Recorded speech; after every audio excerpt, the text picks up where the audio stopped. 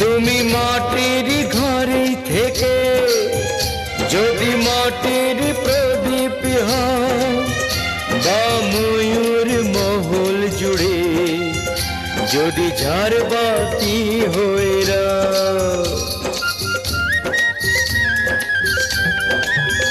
তুমি মাটির ঘরে থেকে যদি মাটির প্রদীপ হও বা ময়ূর মহল জুড়ে যদি ঝাড়বাতি হয়ে রাও, তবু ছড়াতে গেলে